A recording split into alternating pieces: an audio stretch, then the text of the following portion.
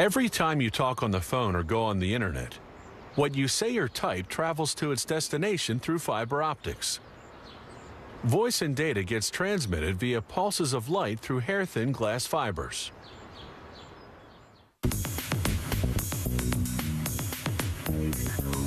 Those fibers start out as large glass tubes.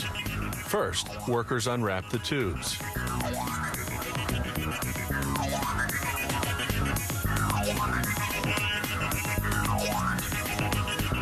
Then they submerge them in a corrosive bath of hydrofluoric acid that removes any oil residues.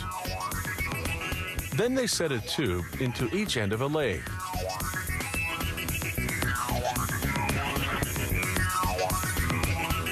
As the tubes spin, they're heated with a hydrogen-oxygen flame. When the glass turns white, it's getting close to hitting peak temperature. At about 3,500 degrees, the two tubes fuse together. They put this new, longer tube onto another lathe. As the tube spins, they inject a mixture of chemical gases inside, while a traversing burner heats everything up.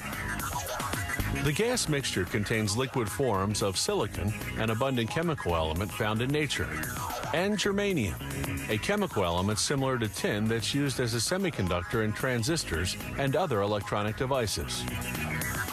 As the gases heat, they undergo a chemical reaction that leaves a white soot on the inside of the glass tube.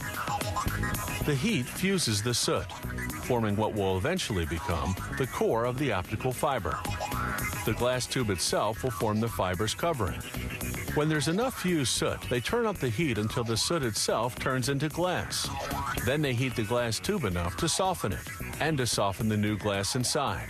The intense heat eventually makes the tube collapse on itself to form a solid rod.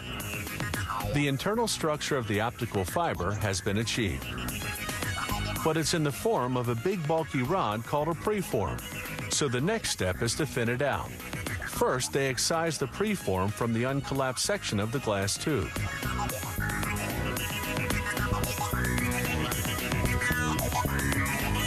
Then they install it vertically into the drawing tower, which will draw out the final shape.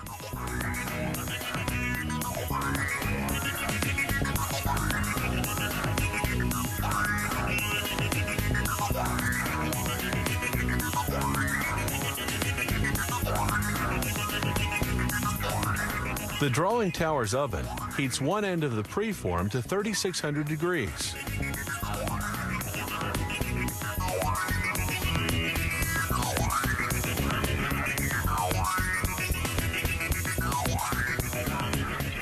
The glass softens.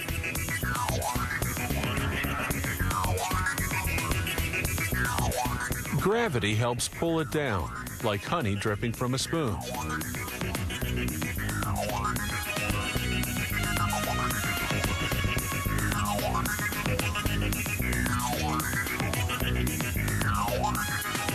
Then, using a glob of glass as a weight, they stretch the soft glass and keep stretching it until they've formed a thin glass fiber. A series of pulleys measure the tension on the fiber as it's being drawn. A special monitor makes sure the fiber's precisely the right diameter, just 5/1000ths of an inch. Then the fiber passes through UV lamps that bake on an acrylic coating to protect against dust and other contaminants. Finally, the fiber is rolled onto a drum. From here, it's either shipped out as is or put into a cable. Fiber optic cables are expensive to produce, but they're smaller and lighter than traditional copper cables. They carry more information and need fewer repeaters to keep the signal from deteriorating. And unlike copper cables, they're immune to electromagnetic interference. They're also hard to tap without being detected. And all this is made possible by a complicated process based on a very simple principle: light traveling through glass.